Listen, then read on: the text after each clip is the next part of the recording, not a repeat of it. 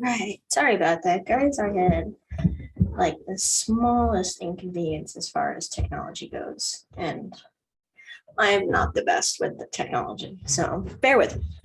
But welcome to the Thursday morning fundamentals class with Kire.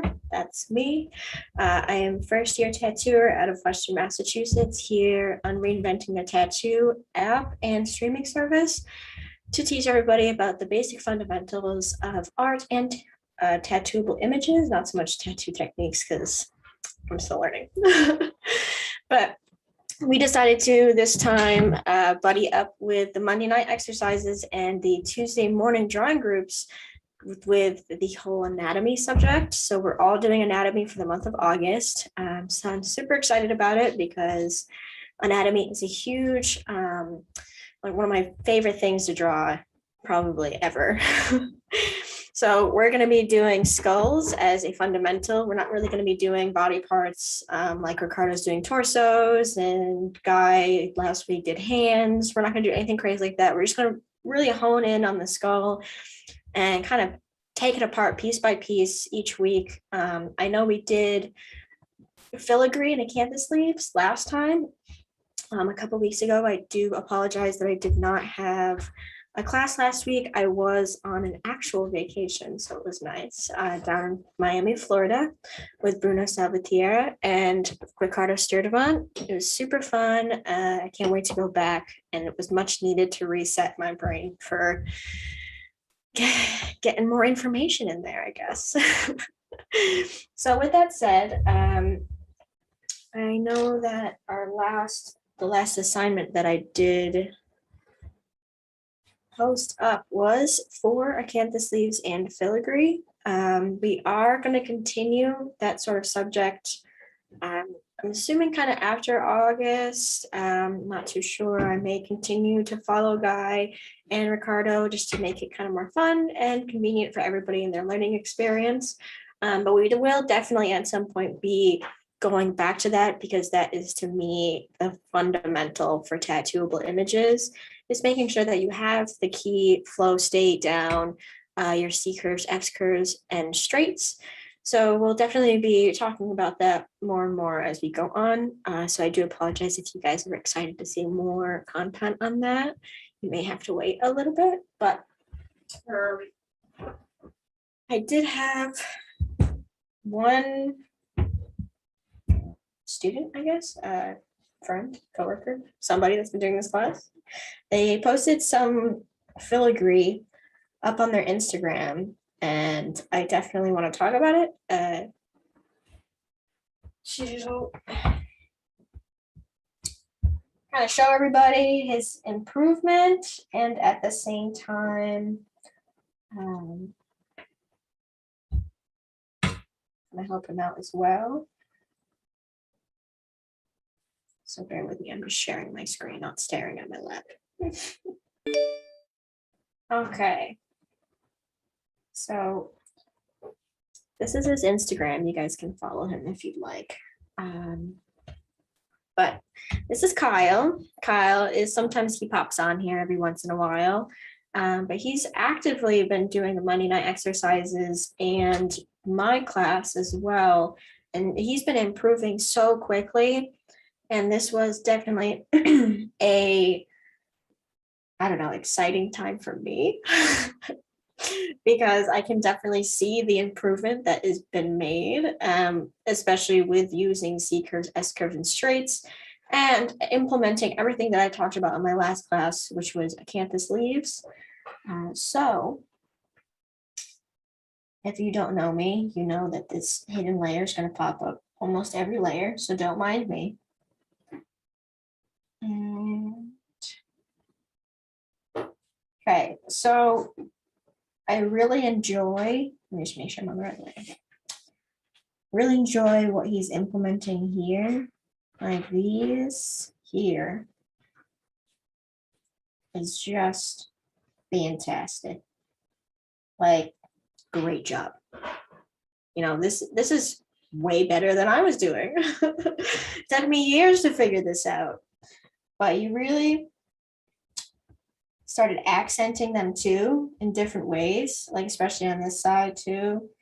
You're throwing like different shapes in there, doing different things, and you got your C curves, you got an S curve. We even have some straights in there. Like this is, keep this up, man, and you're going to be doing some great filigree. Also, fun thing to mention, right? Oh my goodness, look what are you doing? I know this was on purpose, Kyle, so, you know, I'm noticing. And I appreciate this greatly because it does give nice accents and pleasing shapes and ends. Because I know a lot of people talk about having pleasing shapes in their work. But to me, honestly, it's pleasing shapes, but it's also the way the shape ends. Okay. Because you can have a great start to a shape, but if it ends in not a great place, the whole thing's off, in my opinion. So, especially when it comes to filigree. With that, if I were to say anything here to help you, I mean, this is me just, you know, being nitpicky, honestly. One thing, I see that you're using Copic markers and colored pencils. Fantastic. That is honestly my favorite mediums to work with. I love doing Copic marker and then colored pencil right on top of it. It's very similar to tattooing. I've had my mentor talk about, you know, similar hand motions as colored pencils and the way that things blend together and everything like that. So I'm about it. One thing that I do want to say is when you do use purple, the color wheel. Okay, so purple is so close to blue that honestly, and this is, I don't know if this is just my opinion, but I don't know if this is a very realistic of a thing. This is just what I've noticed with my experience of using purple. Okay, purple is to me like just a warmer blue. Okay, because it has red in it, right? Obviously, you need to have red and blue together, but it's just like you don't even need that much red to make purple. Like you use like a dot of red to make, and it's purple, you know? So you're just making a warmer blue, technically. So in order to get depth into it, you almost have to use purple and then drive it to like a red orange, or go into the opposite direction and use like yellow green or like a teal type of blue. Because if you use a purple or a blue, like a primary blue, and then a purple, it's not going to give it a lot of depth. It's almost hard to make depth with just purple. You almost have to drive it in different hues in order to give it some sort of depth in it. But this, once again, is from my personal experience of using purple. Purple is a very tricky color because it's a very popular color. It's a very popular favorite color. But at the same time, you just have to be careful with the surrounding colors that you use with it and the position that you're putting that purple into as far as value. So, and I think I see here that you're trying to use it as your lightest dark. Which is great. Like that's a good decision. But as far as, you know, these higher points here, you know, I think I would have liked to see like a much cooler blue. And I'm not saying teal because I like teal. Okay, I'm just saying I'd like a cooler blue or a completely opposite direction. Use pink. Okay.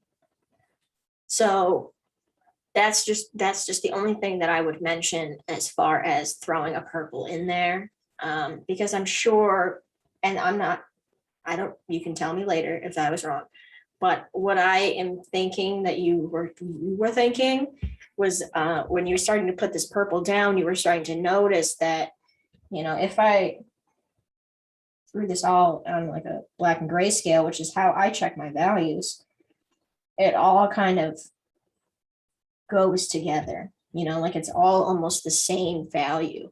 So working with those darker hues already, you need something more extreme on top of it to make it come to life and have some depth in it.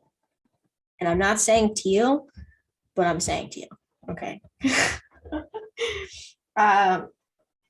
This one right here is honestly my favorite one. This one is most traditional. I think the only thing, honestly, that I would say is, and I think you know this too, is to just keep a little more fluidity happening. And I know you have the same issue that I'm having, where you have, a straight line going through, which sometimes is like, okay, that's fine. But as far as tattooing images, you really want to, and Ricardo has talked about it before, where you kind of, build off of the shape as it goes. And I have this problem too, still to this day. But you want to, build off of the shape that you have, and already see it's already starting to make that straight line. So if I continue to go up with it, obviously it's going to come off of that one point. But if you keep working at it and you keep bringing it to this one section here, then it may not get to that point. But I also have the same problem where if I make it in this direction and then I want to change directions, I will start to make, once again, a straight line of action. So I guess, if anybody can help Kyle and I out, that would be fantastic. But I do love this one a lot. When I saw this, a little tear just rolled down my face because I was so proud of you. But fantastic work, Kyle. Great job. But as for today, we are learning about the Loomis Method. And for those of you who don't know, this is Andrew Loomis, okay? Born June 1892 to May 1959, okay? Andrew Loomis created a couple books. And it'll be on the next slide as well, but he studied with George Bridgman. And Bridgman is, in my opinion, one of the masters of anatomy. And to study under somebody like that, I'm sure it was such an honor. But he obviously does portraits very well. And he came up with this method of fundamental way of drawing faces. And even though we're not drawing faces today, we're going to be doing skulls. And that's what we're doing in this section, focusing on. But this is what this method kind of revolves around. Because everybody has that problem when they really like to draw faces of, oh my gosh, like everything's so technical and finite and everything like that, which is understandable. But at the same time, and what I like to implement in my class as well is if you bring everything down to a fundamental level, then everything else is much more relaxing for you. And my mentor had said it many times that you're just trying to make breadcrumbs for yourself. So these breadcrumbs are going to lead you to the finished composition. Mm-hmm. And by that finished composition, you'll be, much more relaxed, ease of mind, and this will save you decades of your mental well-being. But this was one of my favorite quotes that he had said in the introduction of his book. My purpose, the fundamentals have not been organized and set forth before, so I have attempted to assemble this much needed information, trusting that my own efforts in the active fields of illustration qualify me to do so. Well, hot dog, that should have been my motto. So with that, so at the top, we have another one of Andrew Loomis's pieces, and on the bottom is Bridgman. So Bridgman, and I'm sure if you follow anatomy and you love anatomy, you've heard his name a whole bunch of times. But a lot of people, especially in those days, were kind of having mixed feelings on the way that Bridgman would do his anatomy. Like they were almost unproportioned. I don't think that's the right word, but they were very curved and illustrative and not so much like medical, realistic. So a lot of curved lines, not a lot of straights, like everything was almost a little silly and cartoony, but That's just what made him him. And he still understood anatomy. He still understood where everything went. He still understood his forms. Everybody just kind of had a problem with him making it in his own style, but still being an anatomical genius when it comes to his drawings. So if anybody is interested in anatomy, Bridgman and Andrew Loomis are definitely people that you should be looking into and studying. So this is what talks about. He studied under Bridgman in Syracuse, New York. But Andrew Loomis did write the book Illustration, his creative illustration, published in 1947. And a lot of this is where he kind of blew up, because he was one of the first artists to make anatomy seem fundamental. And it is a big argument, and I have said this myself, that I never believed that anatomy was a fundamental. I do believe that you use a lot of fundamentals to make anatomy, but you can teach fundamentals from anatomy as well if you break it down into these simplistic forms like we're going to do today. And don't mind me, I'm just going to take a sip of my coffee. It's a little dry. And it's appropriate for me to drink coffee. It's 10:20 in the morning. It's not 7 o'clock at night.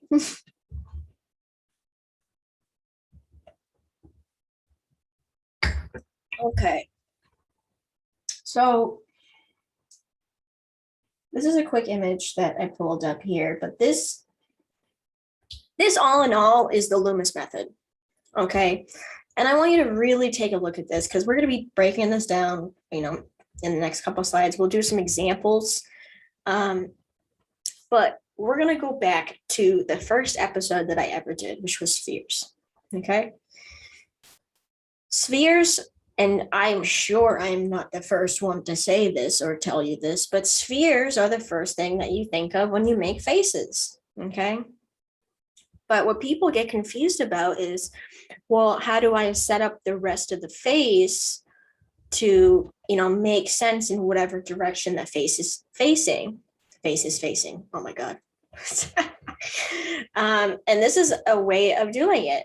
And when this was taught to me, easily 5 years ago, it kind of blew my mind on how much more relaxing doing faces were after I started studying this method. Okay. So we're going to be thinking about this head here. All right. This skull. That's what we're doing. Let me make sure I have a proper brush. Okay.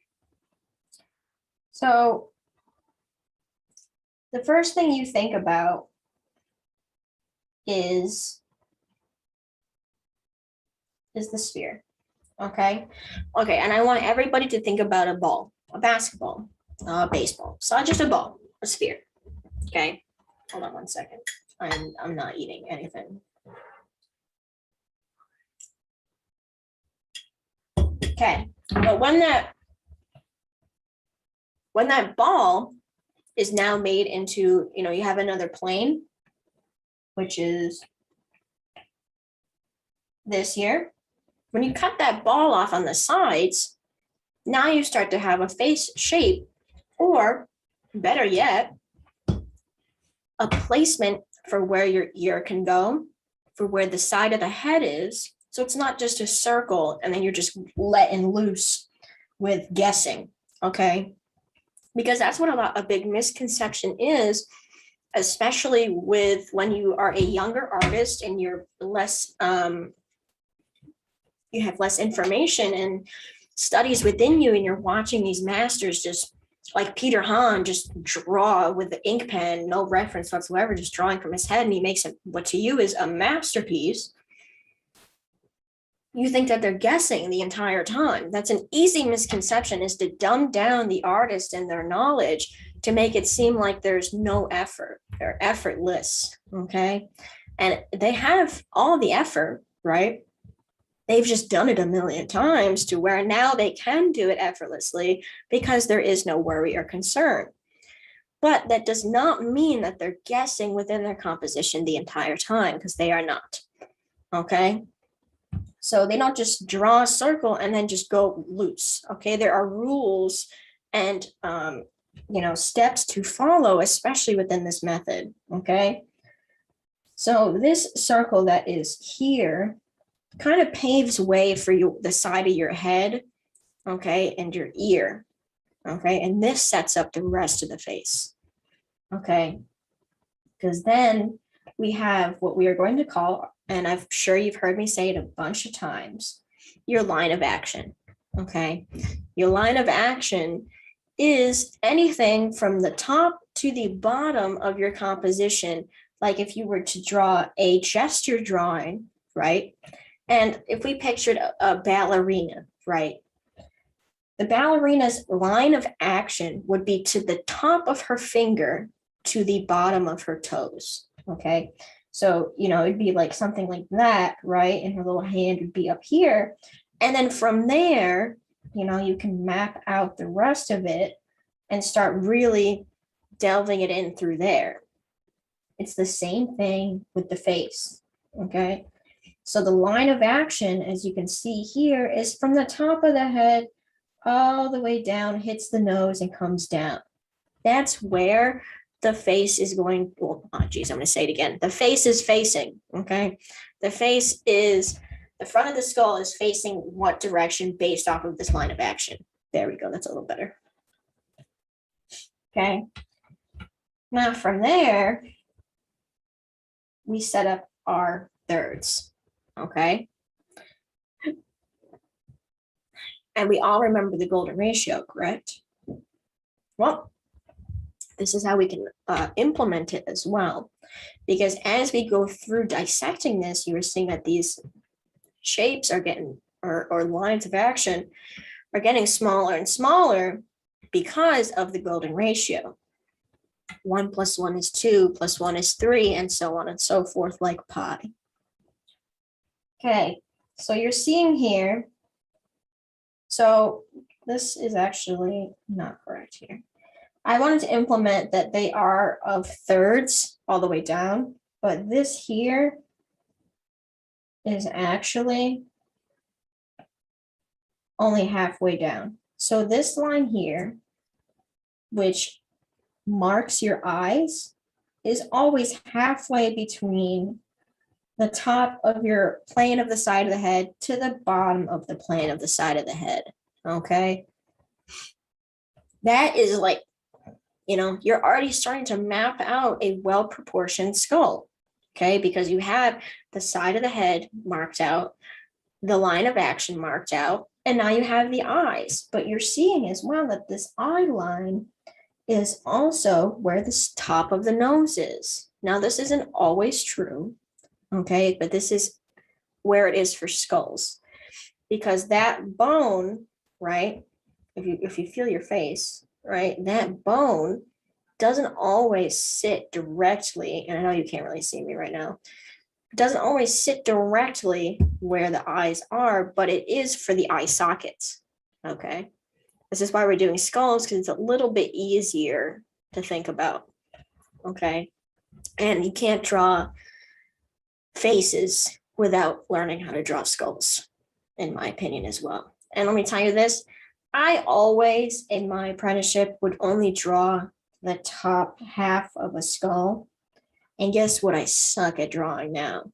Chins. Anything to do with this mandible, I'm lost. It always looks like their crimson chin or their chin's too tiny, like always. But that's not the point of this. So halfway down, we marked our eyes, okay? Then if we go to the bottom here, bottom of our plain skull, this isn't necessarily part of the Loomis method, but it still is a representation of it. Usually he does not mark where the bottom of the nose is, but I always do. Usually, especially with a 3/4 panel, ends up being on the bottom of your plane on the side of the face, okay? Map that out. Now you know where your nose is going to be sitting, okay? Then if we follow the golden ratio, okay, same way down, right? That's where our chin can start to go. okay? And they're all within their thirds. And that's why I had that 3 there initially, okay? So then if we take that away, now we have something already set up, okay? Well, here, now it's just a bunch of lines, spheres, and whatnot. A bunch of habgashery. Well, within here now you can easily start mapping out where stuff is supposed to belong, okay? Now you don't have to worry about if the proportions are correct. Now you just worry about those inner shapes.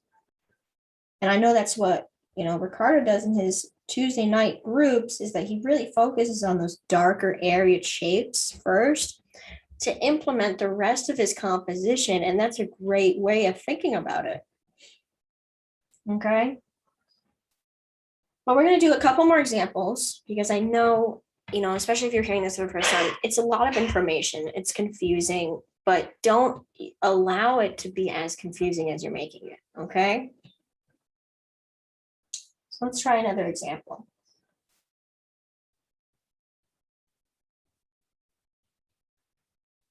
Okay, so now we're doing a side profile. Okay. Perfect side profile. And you're thinking to yourself, well, here, if we draw a circle on here, where is in that side of plane that you want us to draw, it's already on its side. So where is that going to be? Well, the rule from the Loomis method is that, okay, so the green obviously is your sphere, your circle.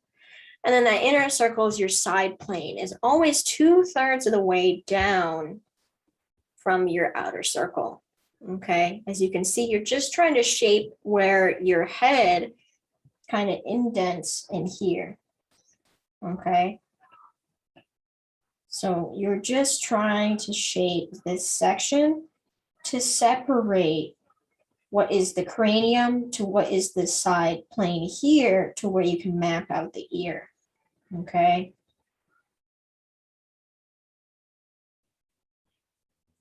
So once again, thirds, but obviously what's here is the half.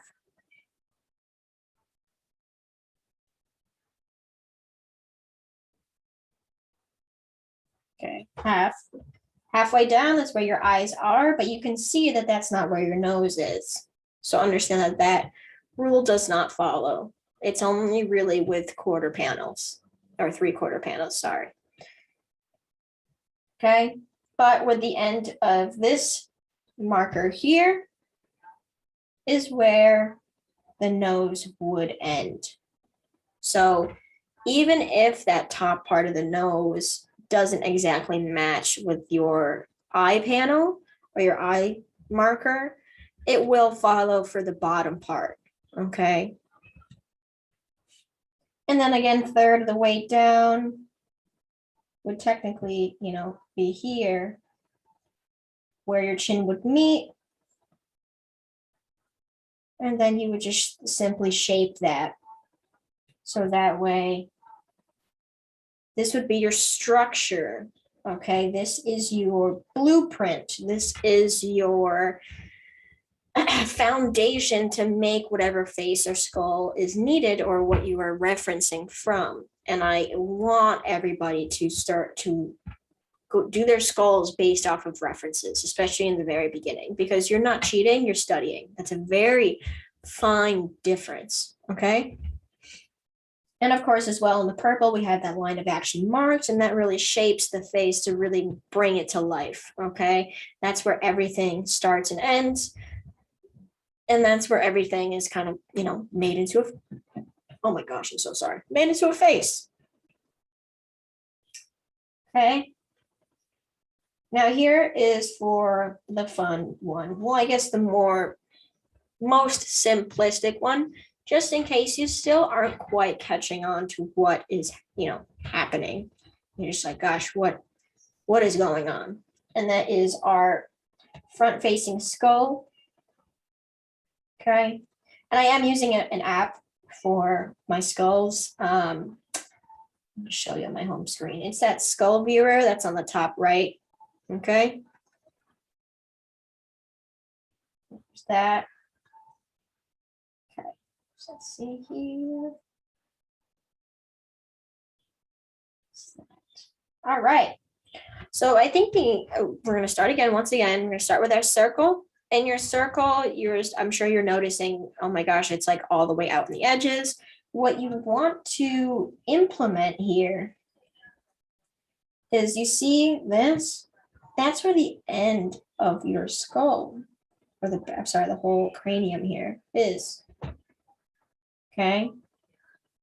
So that's what you're marking. Okay. All right. So when you're cutting off your sides,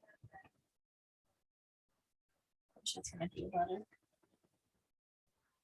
When you're cutting off your sides, just remember that it's not a straight line.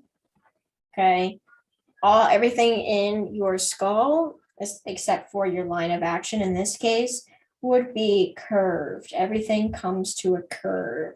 So in order to get a proper skull, you will need to understand that portion of it. Okay. Now, in this case, I'm marking the end of the nose, and you're probably noticing, well, here, that's not necessarily the bottom of the line here. That's where the teeth are. Well, if we think about it here, our cranium ends here, right? And if I were to make a nose, like a flesh nose, it would be within that margin of ending. And then you'd have the lips here, lips on the bottom, and it would go from there. Okay. And remember that this Loomis method is based off of faces, and we're doing skulls. So I did have to not only simplify it a little bit, but understand that these are skulls, not faces. But the rules of thirds still apply. Halfway down is where your eyes are, but not necessarily where your nose is.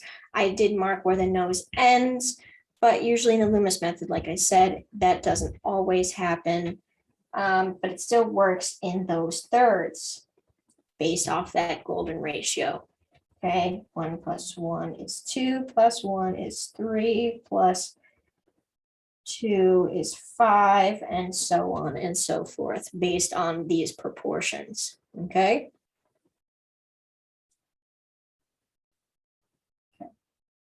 And we can see from the frontal plane that the end of the circle or cranium is where the teeth marker meet, which is kind of cool, I think. So if you're like, well, where was my nose supposed to be? Well, you know, from all those previous skulls that we just, went over, halfway down from the eyes to the teeth marker is where the nose is, which is why I marked it there. Okay. These are just breadcrumbs. I hope you're understanding. Breadcrumbs on top of breadcrumbs on top of breadcrumbs. And then from there, you're building your shapes and your forms and your values. And next thing you know, you have a finished composition. And this entire time, you've just been implementing your fundamentals, which is rad.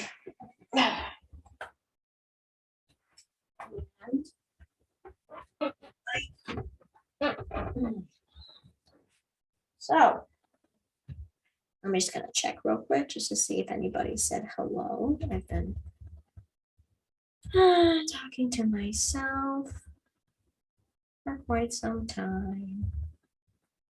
Somebody said hello. I can't see who it is, but hello.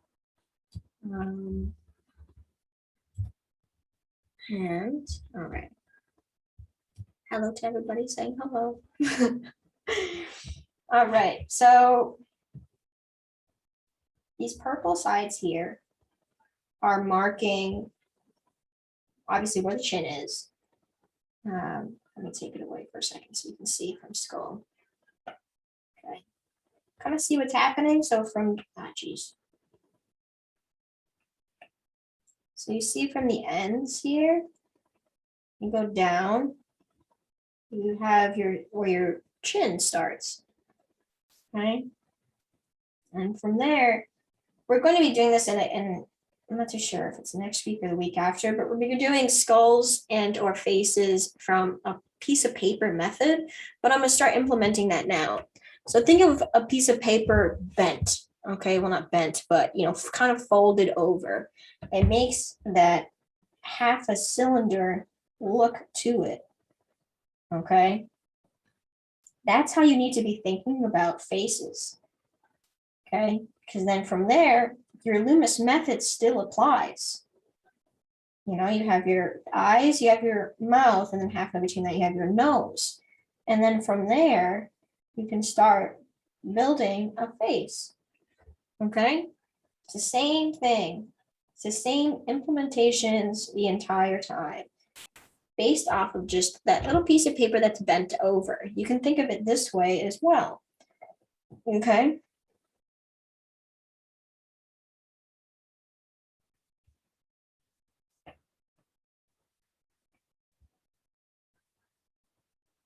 And this is a sloppy example, but yet it's still an example for you.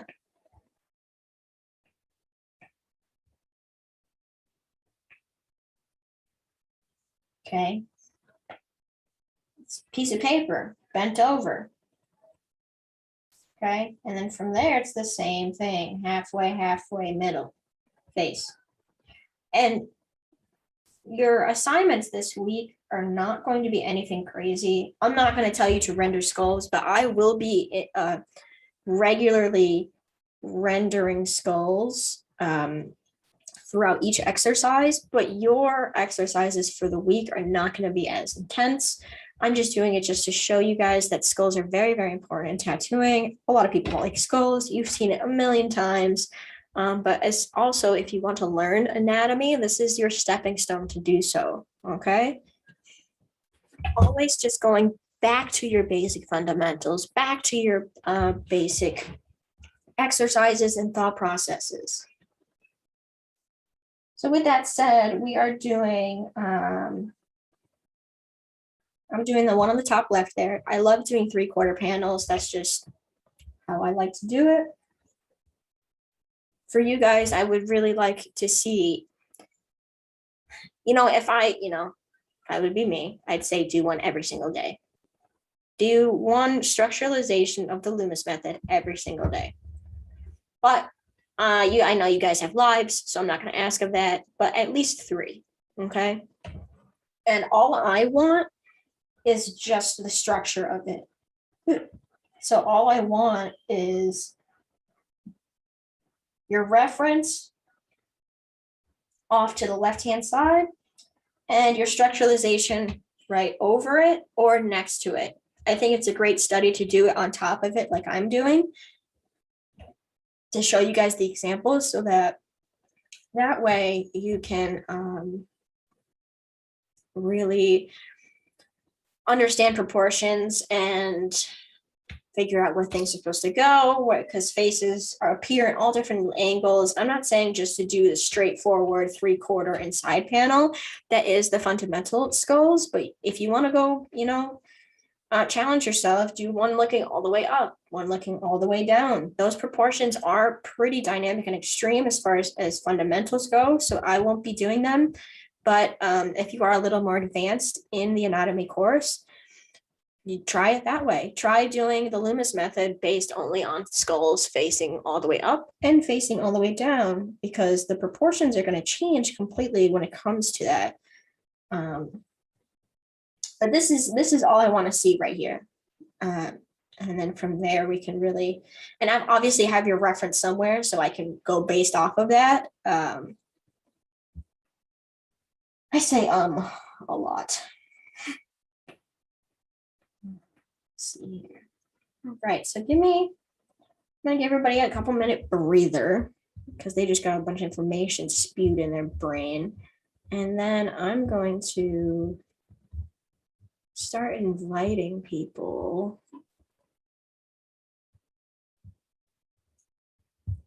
And if you are wondering if you're watching from any other source besides Reinventing the Tattoo app, that is the only way that you can stream on with me. I would love everybody to hang out. But just download the free Reinventing the Tattoo app in your Google Store or Apple Store. It's absolutely free. They do have a subscription edition that I think is completely worth it. You get the Reinventing the Tattoo Canon by Guy Aitchison. You get the Monday night exercises where Guy Aitchison himself goes over the work that you submit for that week, as well as streaming in live with him to do the exercises that are currently happening. You have curriculum of all of my previous classes and all of Guy's previous classes. So that way, if you want to take your art to the next level, that's the best way to do it. They also have drawing groups. They have the Sunday afternoon drawing group with Jason Leeser and the Tuesday morning class with Ricardo Sturdivant. He does some great compositions as well, very similar to the way I do it and the way that Guy does it. So if you, once again, if you're just trying to step your artistic realm up to the next level, that is the way to go. We're fun. We're a bunch of fun people. So I'm just gonna paste that to the chat room in the Reinventing app. And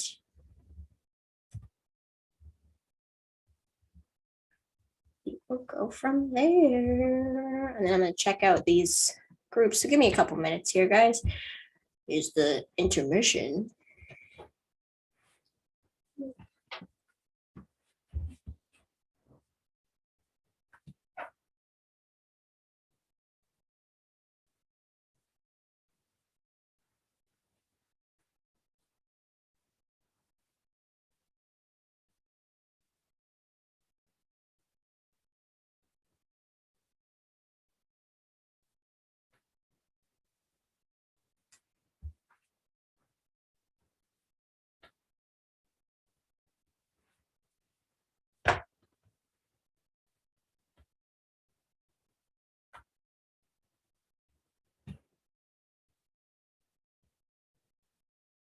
I'm just checking the YouTube comments here and drinking my coffee. I hope everybody's having a wonderful time.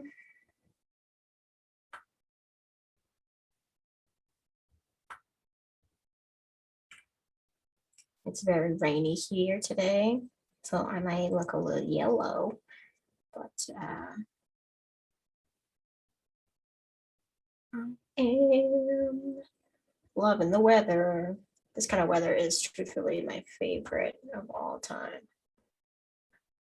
Everybody's always, every time it's like raining like this, I'm always like, oh my God, it's so beautiful outside. Everybody's like, are you crazy? It's cold and damp. I'm like, yes. My inner Irish is excited. Okay, we got Bruno says hello, and then Dr. Fool 2 says hello, how are you? I am doing dandy. I like your username. All right, so that's a nice little intermission. Let's do this. So see if it's facing the correct way for everybody. So I'm gonna do same thing. Oh, I have Kyle here. Kyle is joining us. When he gets to connect to audio, Kyle. Hello. Hello, Kyle. How are you, Kirsten? I'm doing fantastic. Listen, buddy, I'm so proud of you. I just want to say. Thank you. I really appreciate it. You're really improving well. I can see it. Appreciate it. Didn't know if you were going to pop on today. I wasn't quite sure. I know it's taking a couple weeks for everybody to get used to the 10 a.m. exercises instead of 7 p.m. Yeah, I tried to make it to the last one, but by the time I woke up, it was like, oh, I guess not. I get nervous about that now, too, that we switched it to 10 a.m. Like, I make sure I set like 4 alarms, and I'm like, Yeah. all right. Because we don't want to miss our own class. That would be horrible. Okay. Let's choose green. We're gonna do green today. And if anybody doesn't know, fun fact about color, green is the most sensitive color to the human eye. Papa. That's why green highlighters aren't neon green. They're like a darker green because they would blind you. Haha. But how's it going, Kyle? What's going on? It's going good. Not too much. Just another day off. Day off. I know, right? I love those days off When they exist. when they exist. Yeah. What is it that you do for work? I'm a assistant bakery manager at Sprouts. So you bake things? Yeah. Oh, that's amazing. I mean, okay, so I have some questions now, right? Mhm. Do you always smell like bread when you come home? I wish, but no. I think my pencil's about to die. Okay, next question. When you leave for work, do you tell everybody that you're gonna go make this bread? For a while, yes. Because I would tell everybody every day. That's amazing. Is it like just bread? Is it like cupcakes and stuff like that? Or is it just... Yeah, no, we do like bread, muffins as well, cookies. Those are like the main three that we do. And are you open to the public, or is it like COVID restriction going on right now? No, it's open. It's just like a general grocery store. So Oh, it's not like a bakery. yeah. I think my iPad pencil is about to die. It's starting to do that thing where, it's making marks that you aren't making. I love when you plug your pencil in and it's like, oh, it's at like 4%. And you're like, oh, fantastic. I know. I try so hard to keep mine on. Well, I still have this iPad's pretty old, but old for like Apple handheld technology standards. Yeah. For some reason, the MacBooks can go for years and years and years, but like this iPad is probably about 5 years old, and it's just like, yeah, we're like 98 actually. Well, that's because they want you to buy the new one every year. Every year they want me to buy the new one, but I'm gonna have to soon because they just released that new iPad Air thing. Oh, did they? I didn't see that. Yeah, it looks the exact same. But I'm reverting to making skulls not the Loomis way, so we'll stick to the Loomis way. Usually I'll immediately mark this like divot point in the eyes that happens, but that's not part of the Loomis. But technically, just working in thirds is part of the Loomis method.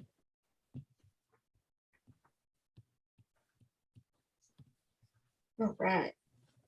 Are you an anatomy person, Kyle, or are you don't really care for anatomy? No, I'm a bit of an anatomy person. I did during the last school semester, I did an anatomy course. So I have a little basic understanding from that. Nice. So where is it that you go to college? Just my local college, Ventura College. Nice. Yeah. How long have you been? Is it your first year? Is it your second year?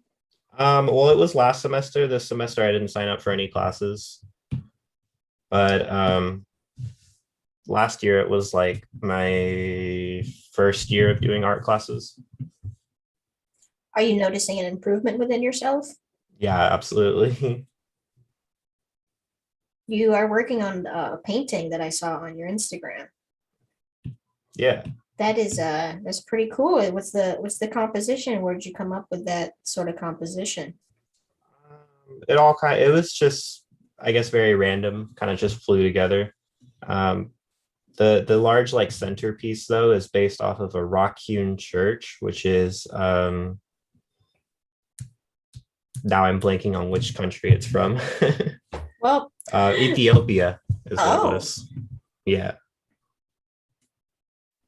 That's pretty cool. Yeah, they're like these really cool, like cross-shaped stone structures that are built into the ground. Huh. Have you been taking this from like Google Images, or did you see it like in person? I did not. It would be nice to see one in person, but I've just been taking images. Yeah, it's crazy how nowadays you can really like look up anything and or buy anything, and it's just like there, it's accessible. Yeah. It's so crazy. It's like, oh, you want like an eagle's beak? Well, yeah, it's gonna be at your door tomorrow morning. Don't worry about that. It's like, wow, it's amazing.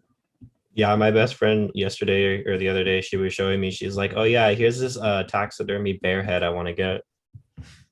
You know, my the studio that I work for has a lot of like deer heads, like skulls and stuff like that. And Oh, he okay. showed me a very similar website where you could buy like giraffe skulls and like I don't know, crazy stuff like bear skulls and Oh bear wow. teeth and like just taxidermy stuff like that, which I think is just wild. Yeah. And also my best friend, she was in when she's in North Carolina, she ordered some very expensive Japanese Wagyu beef, and Oh yes. she actually ordered it and it showed up at her door and everything. I was like, man, world is so accessible. It's crazy. Did you get to try some of that? Yes, I did. How was it? It was amazing. Oh, I've heard so much and I'd love to one day. Yeah, she told me that when I came to visit her that she would buy some for me. And the butcher that she actually ordered it from is like a state away from me. It's like in New York State. Oh, really? So she had me put it in a cooler and drive it down. So I was like her little meat runner. Obviously for shipping purposes, because shipping's a little bit cheaper. So Yeah.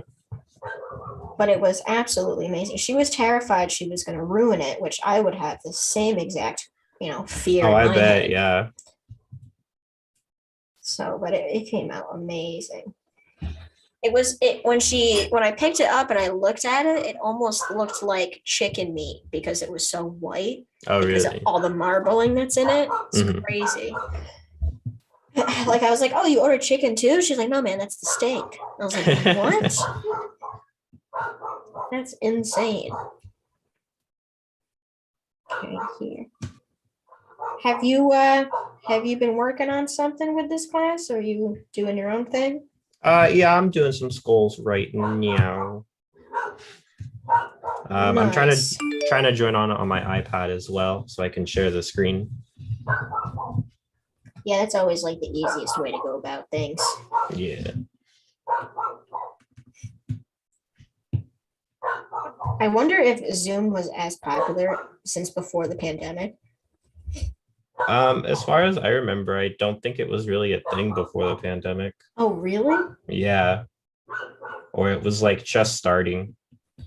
And then the CEO was probably like, no, no, no, no, push Yeah, it. yeah, pretty much.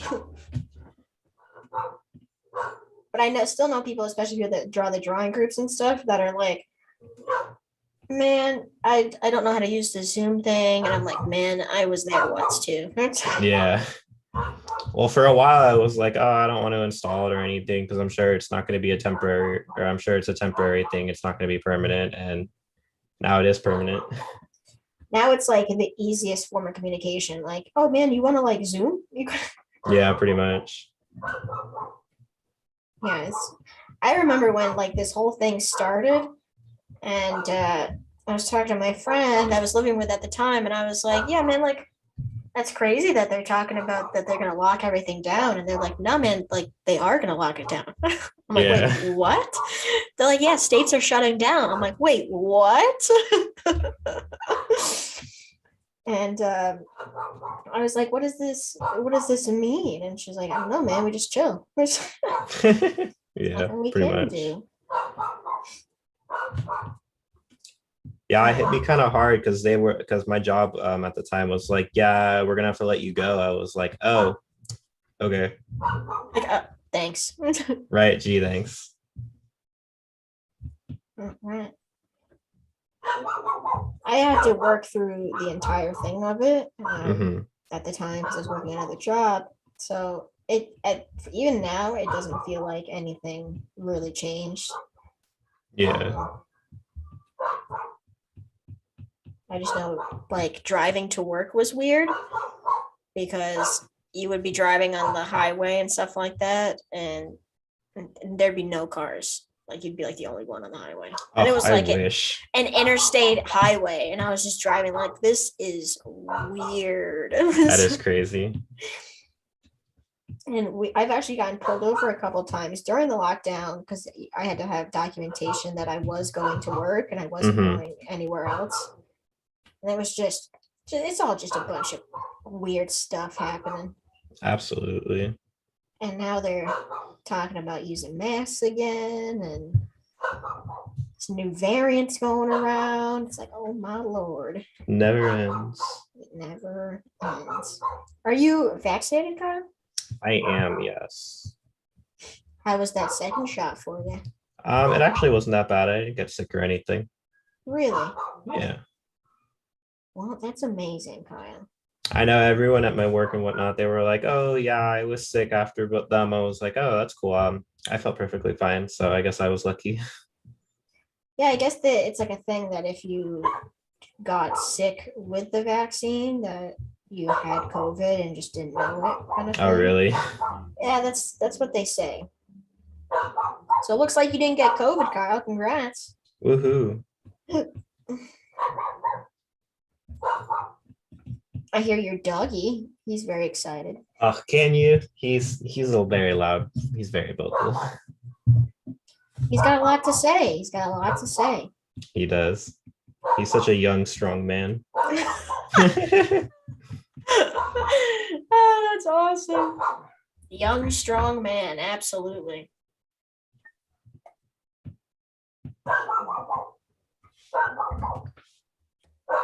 Okay, I think I let you join on here. Let me see if you want to, let me see if I let you screen share here. If it'll actually happen. It says only the host can share in this meeting. There you go. There we go. Perfect. Let's see what you got.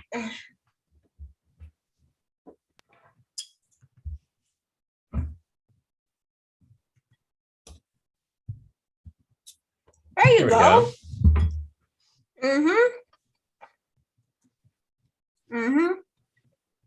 Did you just screenshot my skull when I front-faced it? No, I actually just downloaded that app that you were using as you were teaching it. It's a good app. I like it. Yeah, I was looking at it. It's a very nice render of the skull. Okay. You can probably hear me chewing. I'm so sorry. You're good.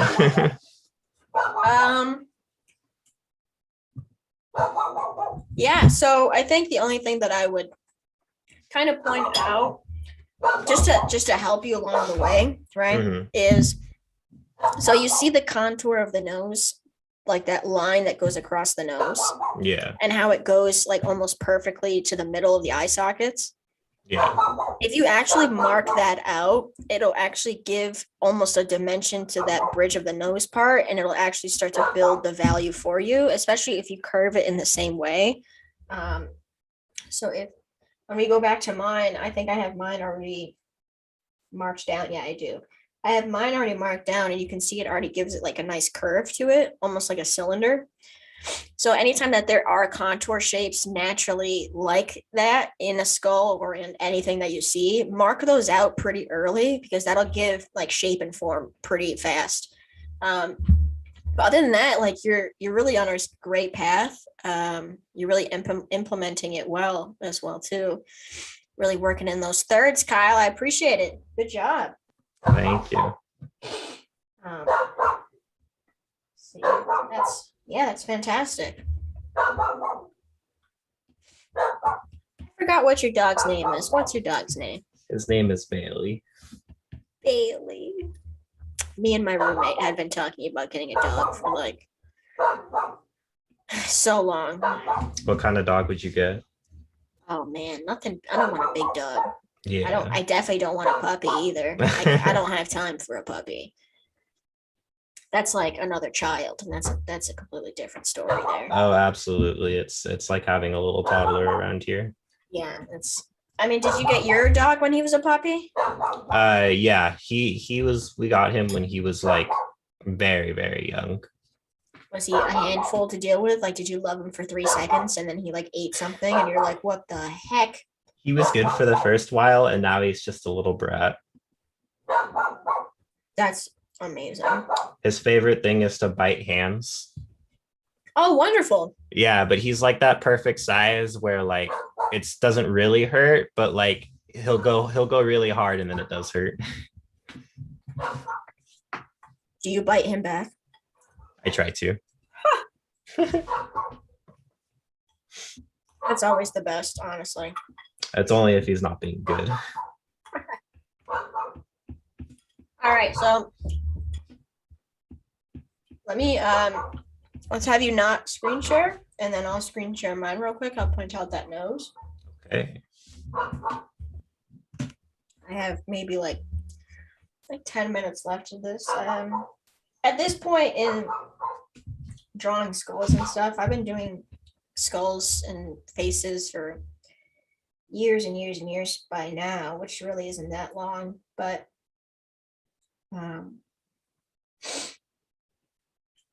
that nose is definitely a good tip and or trick, because at this point you can start thinking about planes of the face, which we'll be getting to in this section as well. So now I'll choose a different color. Go on a different layer. So now that I have like this contour shape already in motion, this here, okay, it sets up the middle of the face for like if I wanted to put eyes in here, right? But also it gives like plane to the top of that nose compared to the bottom of the nose. And then from there as well, we can map out the cheeks and where the end of the cheeks are. And it just keeps going from there and there and there. It's like a big old puzzle piece from there. So marking out that nose, and even like these contour shapes that are happening within here, like they're there as, you know, obviously to be anatomically correct, but they're there to help you. So they're giving you like direction as to what's inside the nose, what's on top of the nose, like inside the eye sockets. Like definitely mark those out if you see them, because they're not going to hurt you. They're a part of the drawing. You know what I mean? So like even in that case, we see that this cheek is kind of going like 3/4 of the way. So that's what I would do to kind of map it all out. And I'm trying to be, what's a proper word for this? More curvature. So usually nowadays when I do faces or anything, I'm pretty like diagonal when it comes to making my composition. But Loomis is 110% going to be circular. You know, everything is a circle. So everything has like its own curvature. So that's like very, very important today. Oh, okay, got you. So keep that in mind when you're making faces and everything like that, that everything has to be pretty much an arc and you're just contouring the shape of everything. And work in this motion here. So yeah, that's all I had to say about that. Okay, got you. I hope that, you know, I say this every class, but I hope I'm saying some helpful information of this point. Yeah, you definitely are. And then I think when it gets to a certain point of sketch, because I'm obviously being very sketchy with my drawing today, but when it gets to a point where I kind of have everything mapped out is when I'll actually go to a different layer, or, you know, if I was doing a different medium, grab tracing paper, another paper and a light board, and clean it up, because now you have everything kind of mapped out. So now you can really go in there, and Ricardo talks about it all the time, but think about that outer shaping of it. So don't think about, you know, necessarily the form that's inside just yet, but think about the shape that is coming on the outside.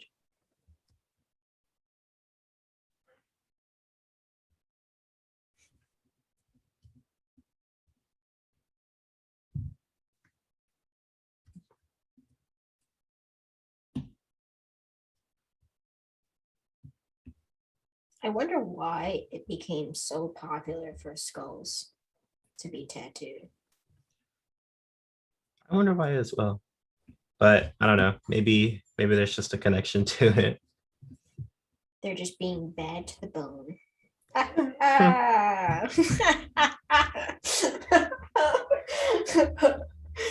My roommate is laughing at me.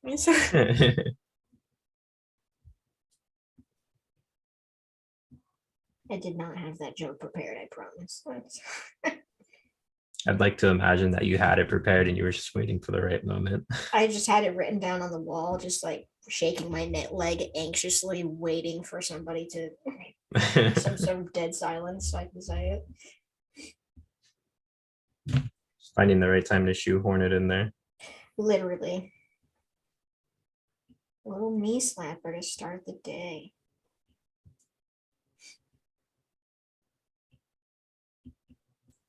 That's it. 2 extremes. Bring them back.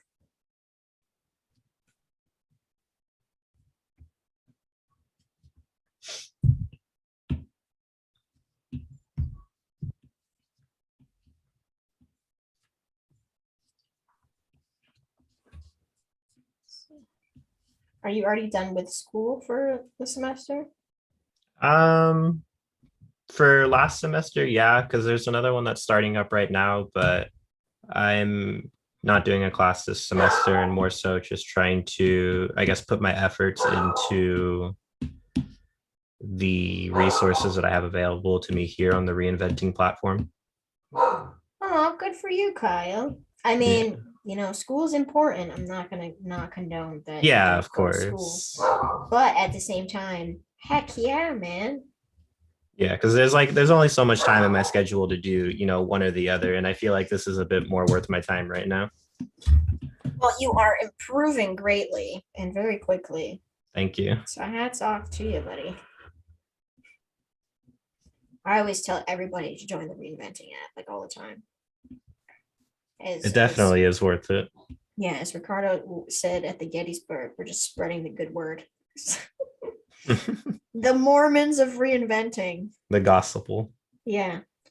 Like, hey man, you want to make good, tattoos? This is the way to do it. You want a good community? Heck yeah. This is the way. And that was not supposed to be a Star Wars reference, but it became one.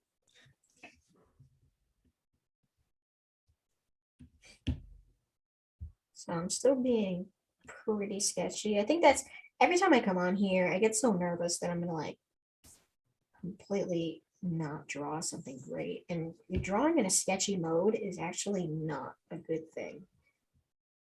So is it not? No, I mean it's good for your basic rundown or whatever, but you want to try and make clean, motivated decisions when you draw. Because then you're just all you're going to do is build confidence within yourself, and then you're going to be able to just make whatever composition you need to without making an underlying sketch. Like that, I know you've seen it, that pen portrait I did of that old man. Yeah. I just went, like, that was just one of those things where you pick up the big pen, you just look at your reference and just go. Oh, okay. I was practicing for a long time with big pen, and I always tell people to practice with big pen because this way it's forcing you to make good decisions immediately. So whatever decision you make, it's done. Like there's no erase, there's no nothing, like you can't smudge it. That's it. So I always tell people, especially the younger generation, where it's so accessible to have this like double tap backspace to where they don't care about the decisions that they're making. And a lot of art, especially tattooing, is technical application. So you have to make that good decision immediately. So if you're not good with yourself making a good decision, you're just not going to make a good tattoo. That's it. Yeah. I know for the longest time, because when I got my iPad, I was like, cool. It's like the cheap alternative to trying everything. So I was like, cool, I really only need this. But then as time went on, I was like, well, maybe I would want to do something physical every once in a while. Yeah, it's it's almost and then can you agree that when you start doing other start applying other mediums, that when you do digital drawing, you kind of miss those other mediums. You're like, ah, man, like this isn't really the same thing as painting. This isn't really the same thing as colored pencils or Copic markers. Like every once in a while, I'll catch myself doing that where I'm like, man, I don't even want to use digital because it's so easy. Like I want the challenge of improvement happening. I get you. For me, my thing is it's like I'm not good at a lot of the other things, so it's like it's kind of my default to come back to, where it's like I know I can do something good on here at least. Oh yeah, I mean, not gonna lie, because of the generation of tattooing I was raised in, you know, if my iPad pencil were to die tomorrow, I'd be kind of screwed. I know when our dog chewed mine up, I was like, fuck, I'm out of work. I'm out of work. I was like, I gotta go to Target now and buy a new one. $100. Seriously. That's when Apple's like, we got you. I remember, and my roommate is in the same room, so she'll probably laugh at me, that I broke 2 iPad pencils in the same month. Oh, I was heated. All because the same thing. So my iPad pencil has like this grip on it, so it makes it roll very easily. So anytime it rolls off of anything and just lands right on the tip, it smashes the tip, but like in 2 different pieces.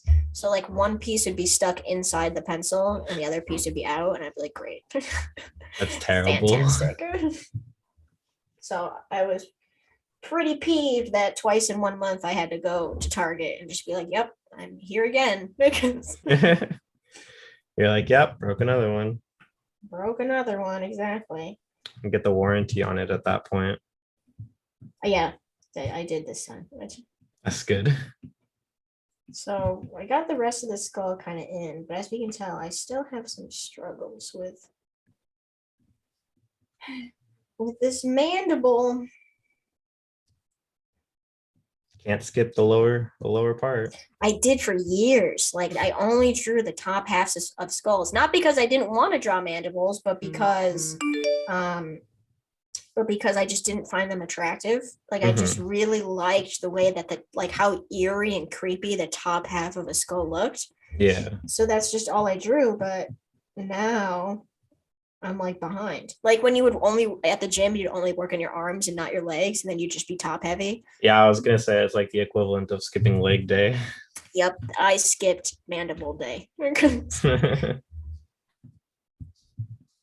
So I could have like a really pretty face, like if I want to make a really pretty female, but yet she has like crimson chin. Oh, great. This isn't, and I'm spending like 4 hours just on the chin alone. And it's like, goodness gracious. Because you just have to draw only chins. Yeah, because everybody thinks that like it's like just a straight line and that's it. Like it's just that, but there's like curvature in it. There's like a little indent right here. There's like another frontal part, and then it goes out. Like it's very its own complicated mess. But I'm only making it this complicated because I don't know, you know? Yeah. A few months from now, I could just be like, yeah, man, mandibles are like the easiest thing on the planet. I don't know what you guys are talking about. Yeah, I never struggled with it. That's a bit better. Let's see here. All right. So yeah, I kind of did that skull based off of that theory here. Have you ever heard of Andrew Loomis? Did they teach you that in school at all, or did you? No, I have not heard of it before. Okay, I just didn't know how accessible it was in a college setting. I did not go to college, if you cannot tell. But the half and the third way, that's definitely something that they did drill in. Yeah, it's honestly just breaking stuff down like that is just the easier way of doing anything. Yeah. And then I mean, like once you do see those relationships, it's a lot easier because then it's like you can apply it to pretty much anything and you see it like, okay, yeah, this is, the basic way that it would be set up. Yes, I'm glad that you called it relationships because that's exactly what it is. Because all you're doing is just having relationships with your materials and your art. And even though you shouldn't have attachment to it, it's still a relationship that you are gathering. And then let's see. I might cheat a little bit and oops. Oh, and I might cheat a little bit. Let's grab this tool. Let's fix this mandible. But like if we took this mandible array, like that's it looks like it's a great skull. Yeah. So here's a tip to everybody. Don't skip anything in your fundamentals just because you don't think it looks cool. Because then you'll be in my situation where all of your females have crimson chin. Yeah, I've learned that one the hard way through playing guitar. Oh yeah, how does it correlate? You just like want to play the cool songs and you skip your fundamentals? Yeah, so like I can play like a lot of the songs I like and a lot of those techniques, but when it comes to like playing basic chords and scales, I know absolutely nothing. Yeah, it's very similar though in music, kind of like what you say, but I know I used to play guitar and I know a lot of musicians that don't know a single note but can play beautifully. Yeah. Like they never learned how to read notes or anything. They're like, yeah, man, I just play. I don't know. I'm like, oh, did you like learn how to ride a bike without training wheels too? Because Yeah, the I mean, rest, obviously you can do a lot without any like real knowledge or theory like that, but it always does help to have it in yes, the back. I think it's very important in the artistic realm too, because it's so easy to get yourself worked up over a composition, especially as simply minded as a skull. And I used to always tell people and tell myself as well that I don't know, man, I can't do this. I can't even draw a rose. How am I supposed to do this?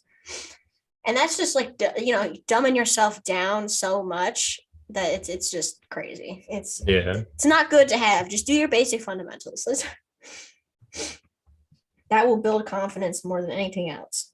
But I do have to go in 1 second, but I did at least want to implement my darks here because after you kind of get to this point, you can do kind of what Ricardo does. I know I mentioned his class a lot today, but he really just marks in those like darkest points.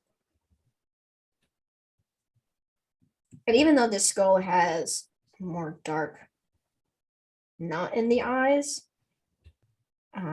do remember that the insides of the nose, the eyes, and inside this little divot on the bottom part of your cheek here usually are the darkest points of the skull.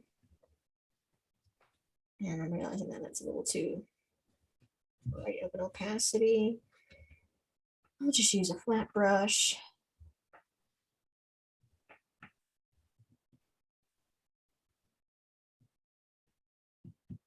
There we go.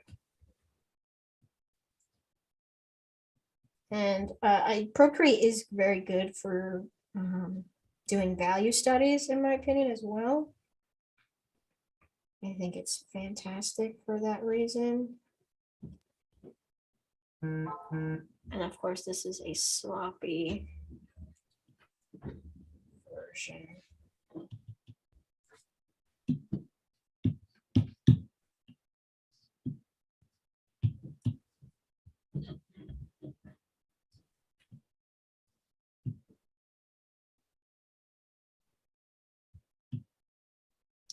So do you have any projects that you've been working on recently?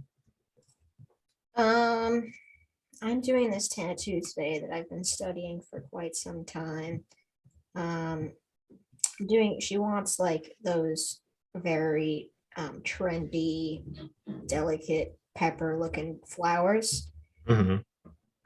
which I've been waiting for a client that's wanted this because I really want to try, not even just try it out, but kind of learn how to do that kind of style because I think it's very pretty and delicate and I like it. Yeah. But other than that, no, I've honestly been a lazy little person lately. And the problem is, I don't know if I'm like burning out or what's going on, but I've Well, definitely, it's always good to take a break every once in a while. yeah, absolutely. I've been taking my fair share of breaks. So I'm gonna get back on the wagon soon. But no, yeah, other than that, not really. How about you, Kyle? You've been painting and stuff. Yeah, I've just been working on that that large painting that you were talking about earlier. That's pretty much the only thing I've been working on right now, other than like the Monday night exercises and the ones for your class. Thank you. Welcome. Let's see here. So this is pretty much where I'm gonna leave it for now. Obviously, this is just like the darkest points, like the teeth aren't even in yet.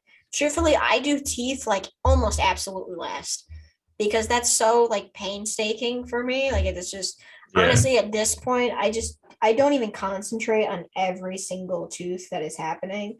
I just simplify it into like top row, bottom row, and then like shade the tops and bottoms. Yeah. So like I would only do like shade like the bottom and the top and then like indicate that there are lines here, but never really focus on each individual tooth because that's just nonsense. Of course, yeah. But let me stop screen sharing here. Let me see what you have for us. Yeah, let me pull it up. And then I will do my sign off and everything.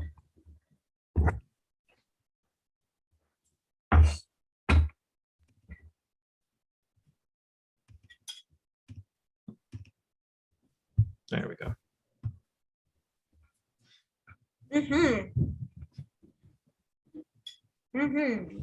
Okay.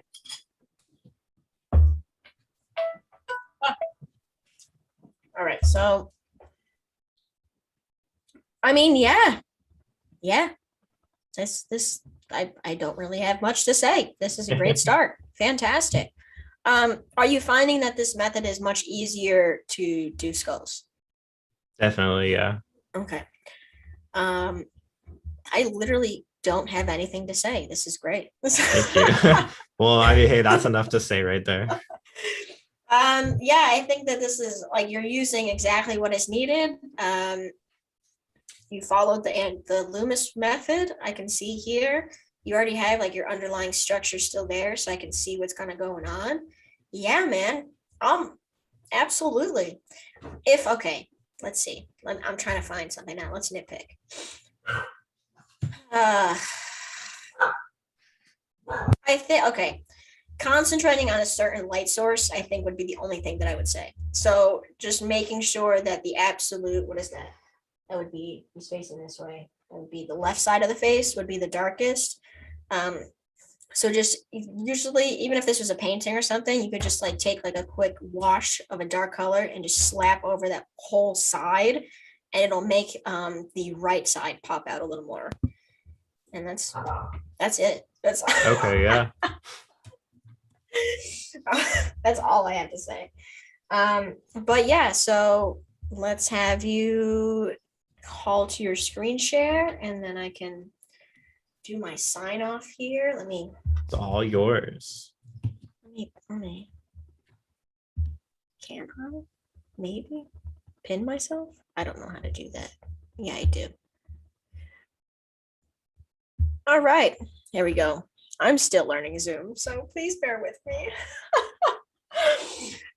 Okay, so this was the Thursday morning fundamentals class with Kire. That's me, first year tattooer out of Western Massachusetts.